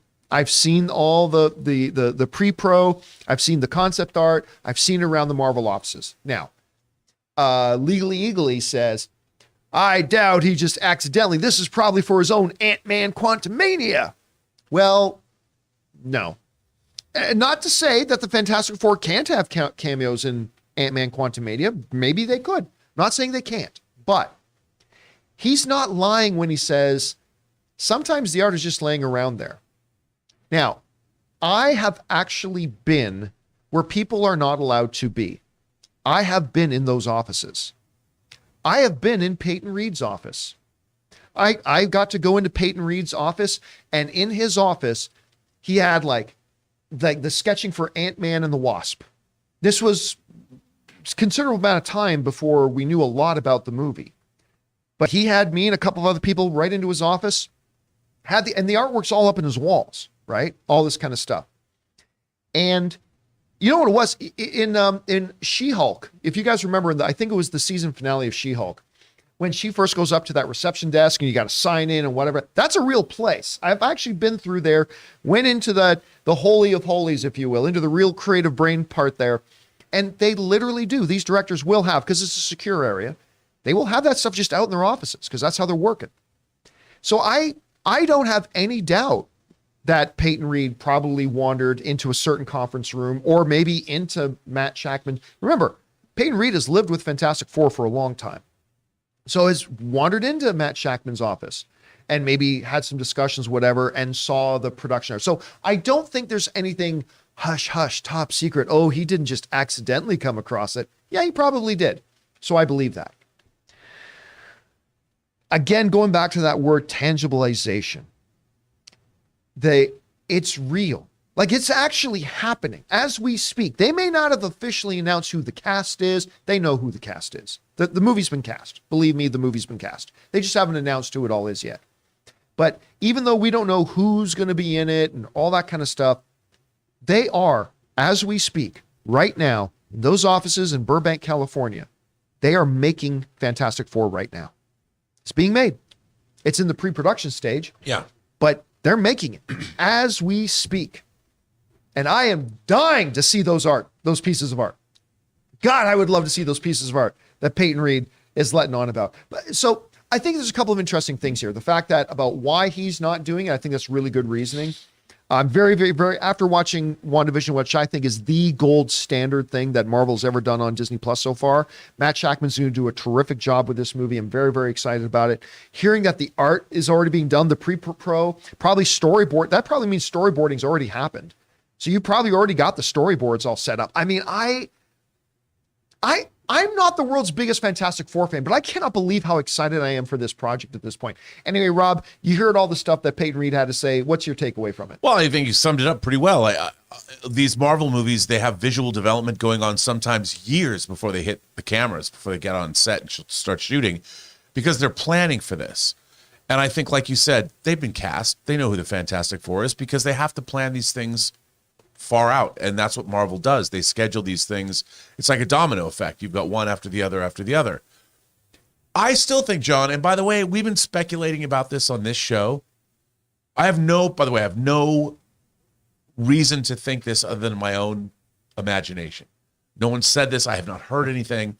I do think that the Fantastic Four are going to get introduced in Quantumania. You've mentioned that before. I think, because what it does is it gets the Fantastic Four into the Marvel Universe. You don't have to do an origin story. We all know that story. You set up the fact that I think it would be immediately very interesting if the Fantastic Four have been in there since the 60s. That gives them an interesting quality, something interesting to play. The fact that they're kind of fish out of water the way Steve Rogers was, because they never dealt with whereas Reed Richards is going to have to deal with the advances in technology. And the biggest thing is they know Kang. Obviously, Michelle Pfeiffer knows Kang too. There was something I forgot to tell you or whatever. I just think it would help the Marvel Universe if they're established. That said, I would say also, just to that point real quick, Rob, because we keep saying like he's gonna be so far behind in technology when he comes out of the quantum realm. He might be more advanced in technology because of what he's seen in the quantum. That's a good point. Absolutely, that's a very good point. Absolutely true. And that's where they get their fantastic car or whatever the hell they're gonna have. But like you said, John, this movie's been being made for a year in advance. And while I'm excited. I think also they need somebody to lead the MCU. We're waiting for a leader. We don't have a leader. Reed Richards is going to be the leader of the MCU moving forward. And he is going to be that guy. And that's why they don't want us to know. I think that's why they haven't introduced him yet. They're waiting. They don't have to introduce them. End of Quantumania, probably a post-credit scene, whatever. Of course, I could be wrong. I mean, I still have my reservations about them being in Ant-Man because it would be a remarkable coup that they were able to keep that under wraps, that the actual cast of Fantastic Four on set for however long and how many scenes they did and how much of the movie they're in. And it's a bit of a stretch, but in theory and on paper, if they were in the quantum realm, we don't know that the Fantastic Four has been stuck in the quantum realm. Maybe they were. If they were to go that route, it would make sense and it would work out pretty well. Yeah, and also you're moving into you're going, Kang is going to be the next big, I mean, obviously the big bad. You're going into the Avengers movie, Kang Dynasty, Secret Wars, all that deals with. I think Kang is going to be done before Secret Wars. Maybe. I think Kang wraps, again, I'm not basing this on anything, but I think they're wrapping up Kang and there's something that Kang, I don't know whether an issue, but there's going to be a bigger issue with the way they adapt Secret Wars. We'll see. Could be. There's just nobody in the Marvel universe, though, that knows that Kang's a threat. I mean, he's dealt with Loki, and now he's going to deal with Quantumania and all that, but he's been in the quantum realm. What other heavy hitter, like what can Falcon do to Kang? You know, what can Winter Soldier do to Kang? Wanda's taken off the board. Doctor Strange is in some other universe. What are they going to do? I mean, they need a heavy hitter. They need a team of people, because where are the Avengers? Maybe the leader of Latveria. Well, that's got to play in it. That's got to play into it too. I got one. Maybe they should bring in Boba Fett if they want everything Badass peacefully and friendly. Everyone wants to be friends. I still remember when the theme, we'd be watching Boba Fett at our house when the theme of bum, ba bum, ba ba bum, ba bum, bum, ba, the Boba Fett theme, Ray just started singing along with it.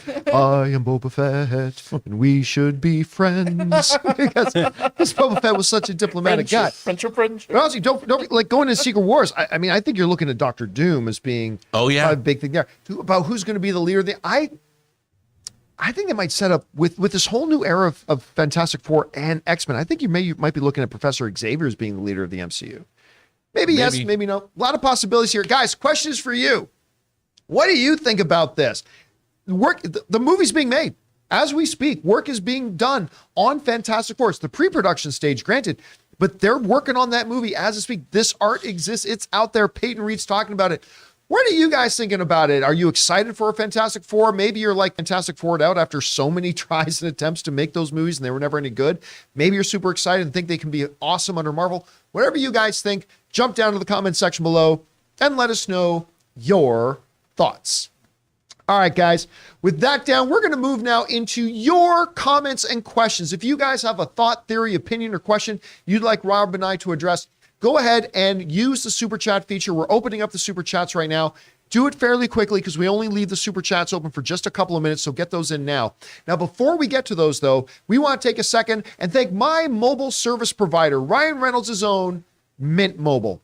Guys, we want to thank a sponsor of this video, Mint Mobile. This holiday season, the best deal in wireless can only be found at Mint Mobile. Right now, when you switch to Mint Mobile and buy any 3-month plan, you get another 3 months for free. Mint Mobile lets you order and activate from home with eSIM while saving tons on phone plans starting at just $15 a month. You guys know I've been using Mint Mobile long before this holiday deal, and I have to say it is the perfect time to switch. I have absolutely loved using Mint Mobile, and like I've told you guys many times, I am now spending less than 1/3 of what I used to spend under one of the other major mobile carriers. And now with the whole buy 3 months, get 3 months free deal, it's even better. All of their plans come with unlimited talk and text, plus high-speed data delivered on the nation's largest 5G network. Use your own phone with any Mint Mobile plan and switch easily and effortlessly with eSIM. Or if you need a new device, for a limited time, get 6 months of free service when you buy a select device and plan. So guys, for a limited time, buy any 3-month Mint Mobile plan and get 3 more months for free by going to mintmobile.com/Campea. That's mintmobile.com/Campea. Cut your wireless bill to $15 a month at mintmobile.com/Campea. And thank you to our friends at Mint Mobile for making it possible for me to spend less than 1/3 of what I was spending on my phone bill normally. Guys, honestly, you really do. What are you doing? Go and check out mintmobile.com/Campea. Check out how much money you will save by switching to them. Anyway, and thank you to Mint Mobile for sponsoring this episode of the John Campea Show. All right, guys, let's get to it here. You guys have some thoughts and opinions you guys have been firing in. So, Rob, what are people asking? We'll see. Dumbrodor says, what a two. Gunn should keep and get Andy Muschietti for a rebooted Justice League. His Flash film was apparently great, and even though It 2 was weak, both It 1 and 2 showed his exceptional. He's exceptional at handling large ensemble casts. I get where you're coming from, Dumbrodor, but I think that is massively jumping the gun. We have not, listen, we've heard he made a really good movie. Right. With Flash, but we haven't seen it. I think we'd be a little bit getting ahead of ourselves here to say, oh, he should do Justice League. You know what? Here's the thing. And this is all of movie fandom. Whenever a director does something great, suddenly they're the ones who should direct everything coming out. I remember when Lord of the Rings came out and, the Return of the King finished and everything. Every movie that ever got brought up on, whether it was the movie blog or for your consideration for a while, it was all, oh, you know who should direct that? Peter Jackson should direct that. Everything was Peter. When Christopher Nolan was the hottest name, oh, you know who should direct that? Christopher Nolan. And we're talking about a movie that hasn't even come out yet with The Flash. You know who should do Justice League? The guy who just did this. Look, Andy Muschietti is clearly a very gifted, talented director, but that doesn't necessarily mean that he's the right guy to do Justice League. Maybe he is, maybe he's not. There's a lot of other great directors who may do as well or even better than Andy Muschietti. We don't know. I would just say, let's pump the brakes on picking out a director when we haven't even seen the movie in question yet. Let's wait till we actually see The Flash before we start saying he should be anointed the director of Justice League. That's just my thought on that. All right, what's next? Arse Gravy says, should Avatar 2 be in the best animated category? No, it's not an animated film. There's a lot of visual effect. We talked about this the other day. Look, it's not like The Lion King, which The Lion King literally was all CGI. Other than the opening 3-second shot of the sunrise, which was actually a practically shot thing. But other than that, the entire movie is that. There's a lot of live action actors in this movie. It's not all entirely green screen, blue screen, all that kind of stuff.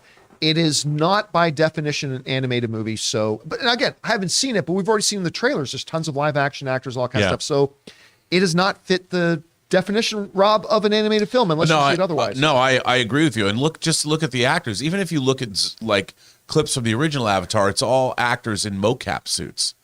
And it's a motion capture, and turning them into things is a different process.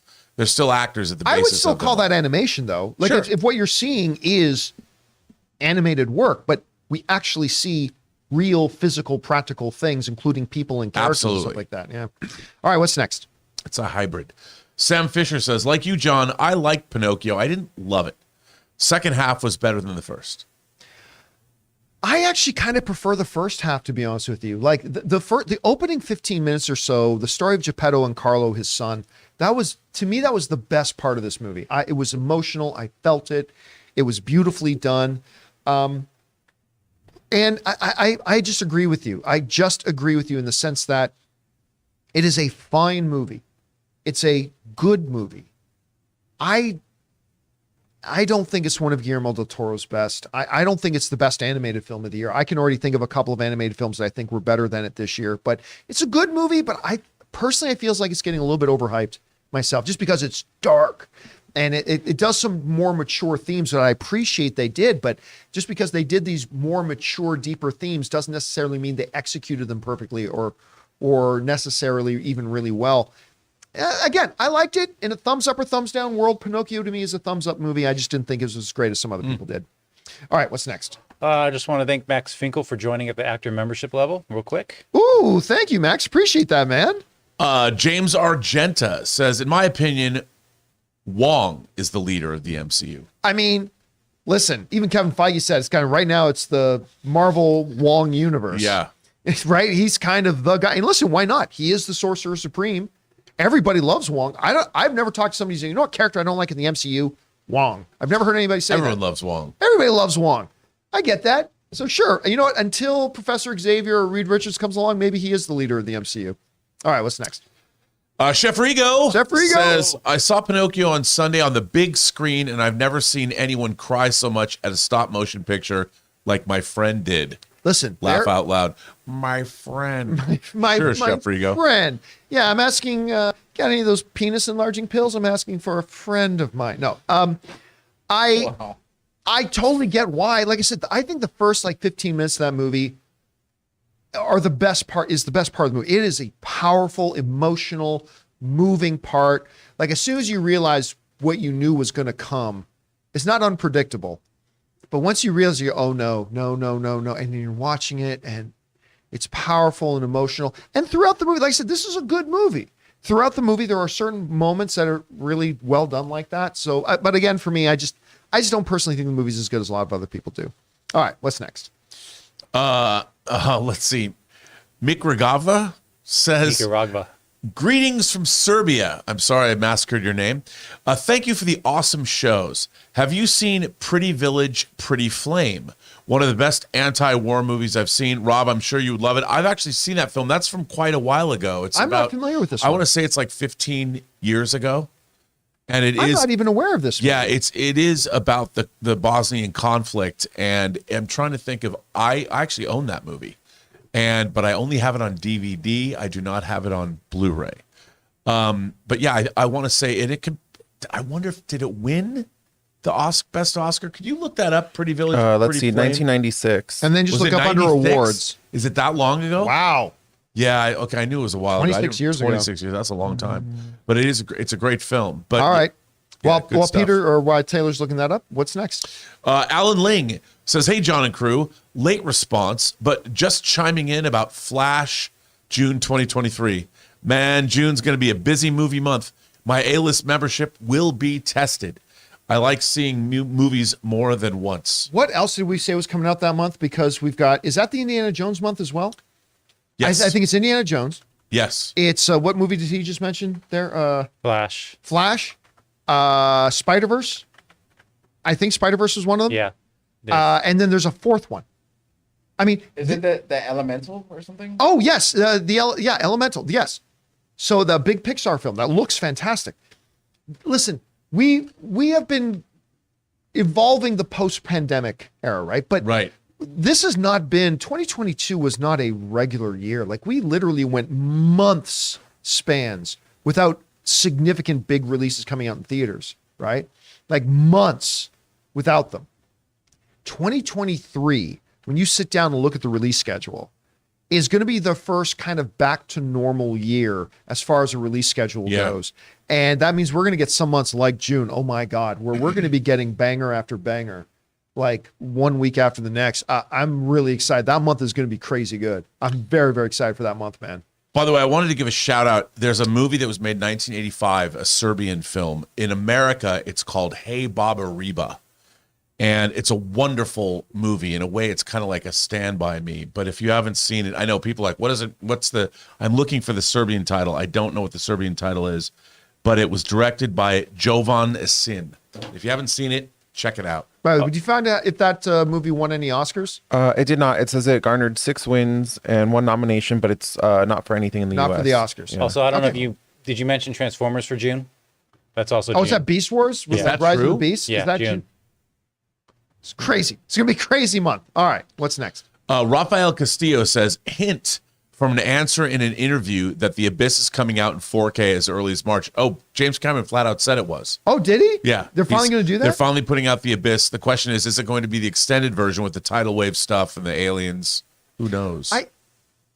I prefer the theatrical version. I remember I watched the extended version. I mean, it's really neat seeing this extra context added, but I think it was good that it was not in the final version of the movie. You know yeah, what I mean? well, How do you feel about that? I think they should put out both. I mean, Yeah. as long as the various versions. I mean, I liked the extended version. I just hope that if they do that, maybe they can fix the effects. Fix are a still little bit? little ropey. You know, That's how I feel about Aliens. I prefer the theatrical. theatrical to the director cut on Aliens. All right, what's next? Harry Katsaros says, Doom Patrol is back, baby. Anyone not watching this, you don't know what you're missing. Easily better than every Marvel Disney so far. It's not even close. WandaVision included. I wholeheartedly disagree. I completely disagree. Although, you know, I am a lover of Doom Patrol. It's good. It's great. Now, I have not had a chance, unfortunately, to start watching the new season. I haven't started watching the new season yet, but I have been banging the drum of Doom Patrol ever since it came out a couple of years ago. I love this show. I cannot wait to get rolling on season 4, but I think WandaVision is better. But I mean, it's fantastic. It's really, really lively. It catches you by surprise. It's so unassuming. I just love the show very much. All right, what's next?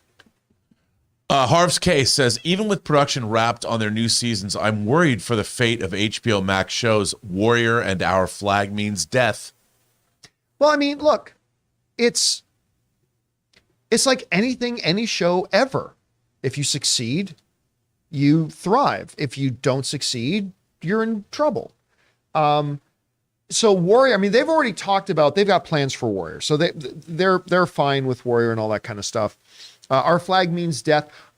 I have to admit, I don't love Our Flag Means Death, which is weird because it's totally my kind of show.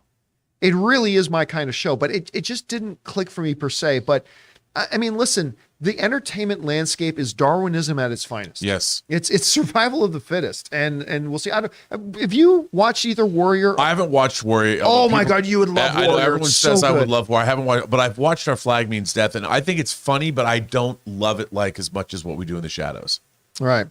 All right. It's What's just a next? different kind of a show. Sam Fisher says, I just watched that animated movie Klaus, or Claus. Is it Claus? Claus Yeah, with Jason Claus. Schwartzman and J.K. Simmons. I loved it. Yeah, that's a couple of years old now. That was a really fun little movie. That was like one of these little movies that kind of came out of nowhere and caught you by surprise. Yeah. If you guys haven't checked it out, take his recommendation and give it a watch. I think you'll like that. All right, what's next? The Inedible Hulk says, Shudder. M. Jada.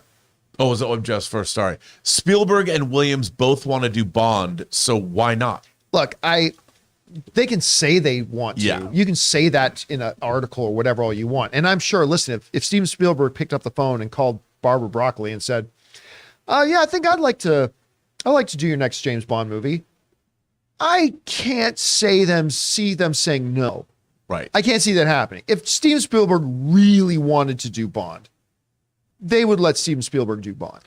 Nobody would be crazy enough to say no to that. Of course you would. That's a huge marketing push just right there. Right. The first time ever, Steven Spielberg, the greatest filmmaker of all time, is doing a James Bond film, kicking off the newest leg of the James Bond franchise with our new James Bond and everything like that. So you can say, oh yeah, I'd love to do it. That's easy to say, but does he really want to do it? I Yeah. don't know. Actually, as the big Bond fan in the room, what would you feel about I would Steven look. Spielberg? I would love to see a Spielberg directed Bond film, but he's 75 years old, and I would rather see Steven Spielberg, unless he really said I want to make Bond. If that was a passion project for him, I'd want to see it. But I'd like to also see what Steven Spielberg. How many movies do we get from him? How many more movies do we get? 2, 3. I hope he makes movies that only he's incredibly passionate about, whatever they may be, Bond or not. All right, what's next? Now we get to the Inedible Hulk. Shudder at John's, what is it? Nuclear. Just one. Oh, it's just one U in nuclear.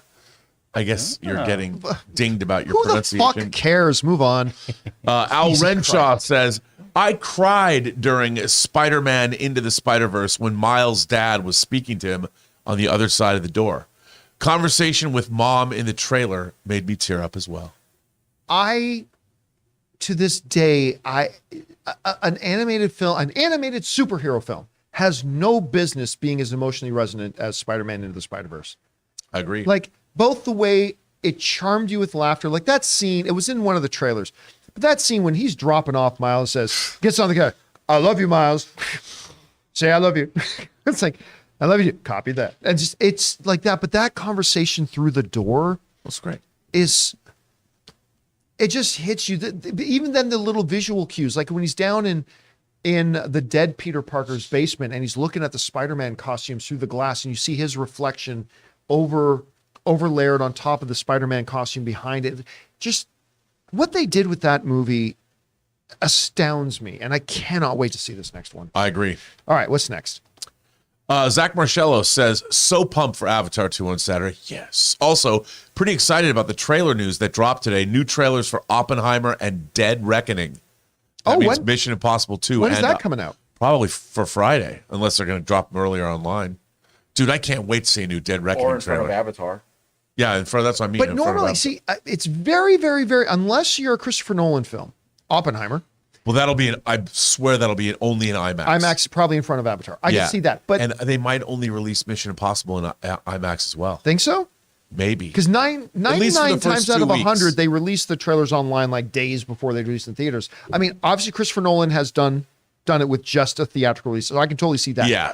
Dead Reckoning, really? That would be Because interesting. if they did that. it's IMAX. Did they ever release? I can't remember. Did they release the Dead Reckoning sizzle they showed us at CinemaCon to the public? I can't remember. Yes. They did. Yes. Okay. Oh yeah, that's It's right. They online. did. So it'll be Yes. something new from that. All right. I'm That'd be looking kinda forward to cool. that. All right. What's next? That's another movie that comes out next year. Yeah. Well, I don't know what release date is, but I can't wait to see that. Dumb Bro Doors back. With all those Hallmark holiday film posters, they should hire the Riverdale writers to write their movies because they wouldn't at least definitely change things up. I mean, I don't know. Actually, did you see for the first time ever, I think the newest Hallmark holiday special is about a gay couple. First time ever. But I bet the poster looks the same. Probably the poster will look 100% exactly the same.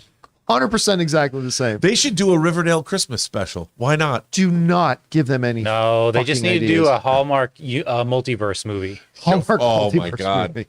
They've got All to right. assemble all of them. What's next? Matt Boyle says, I want to give Jonathan a shout out.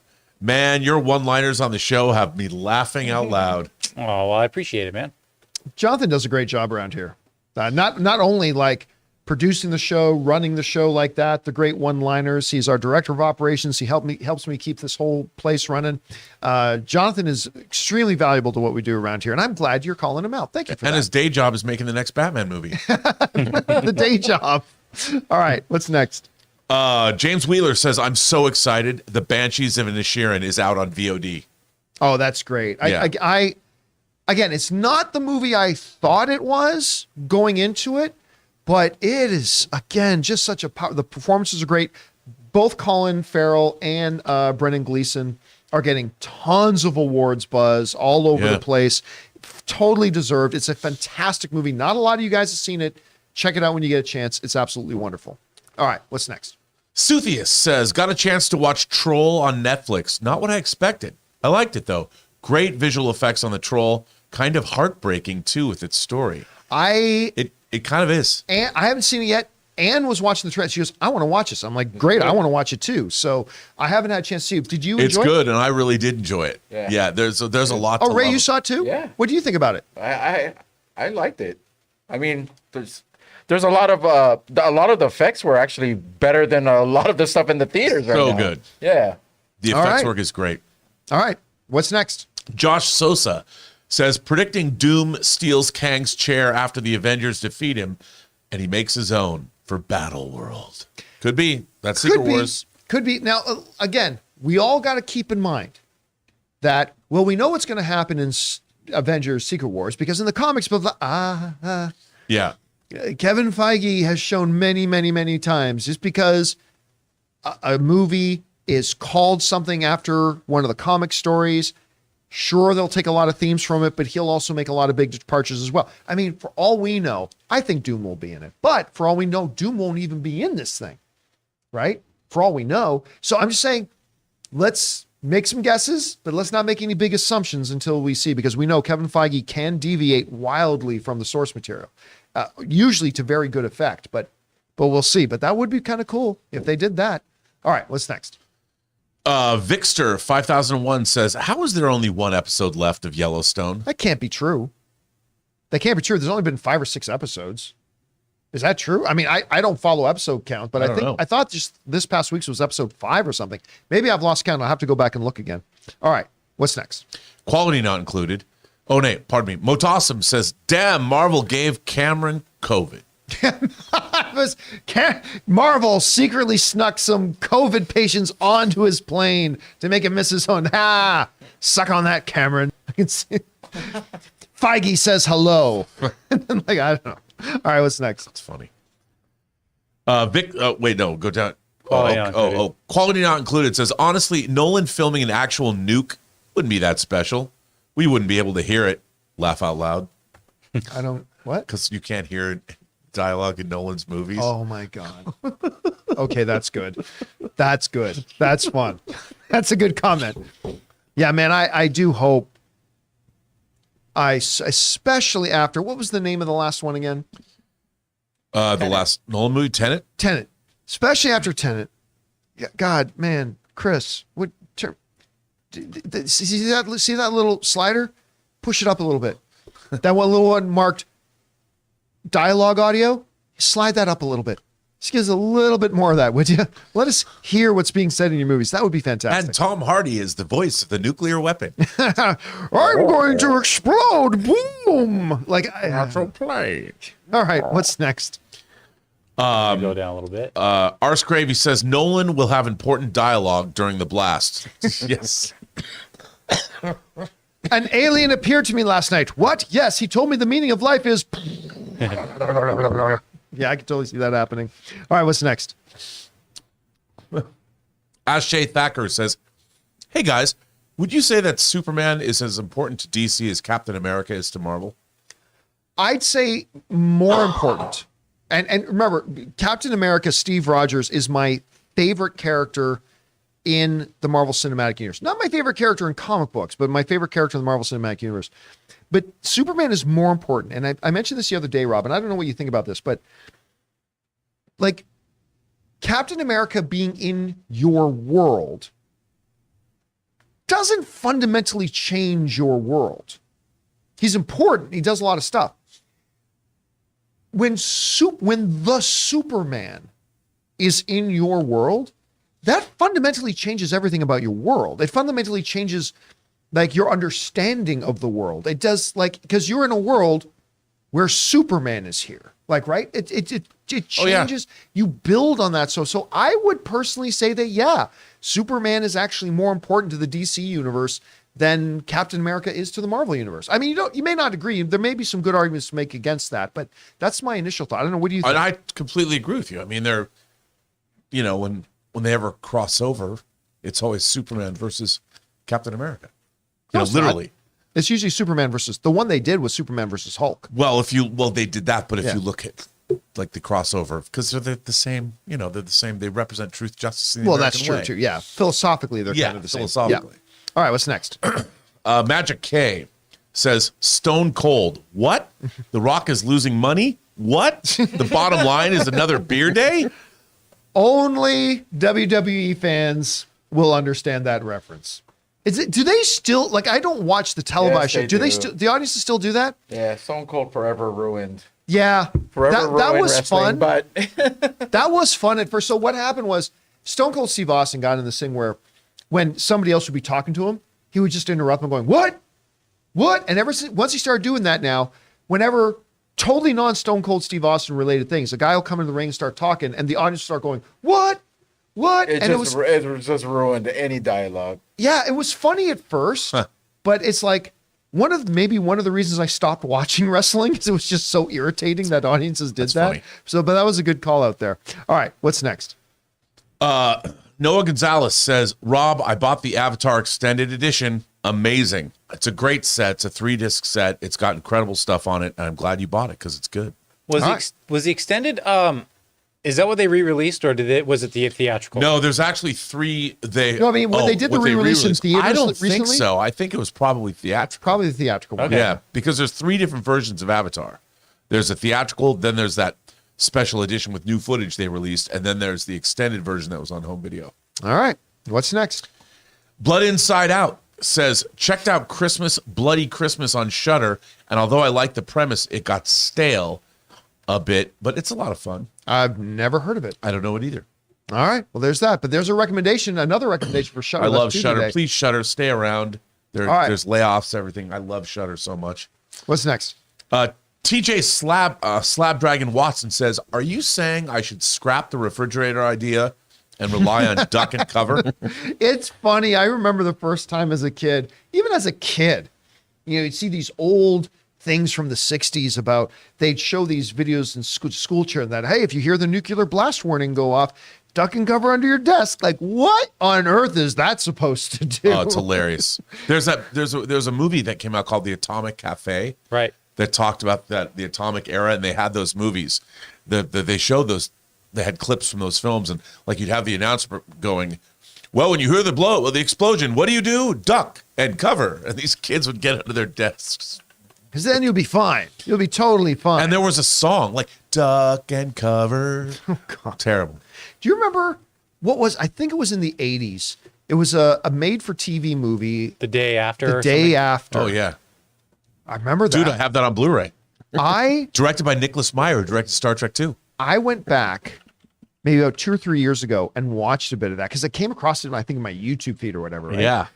Okay, obviously, the visual effects and everything, a lot of that is a joke these days.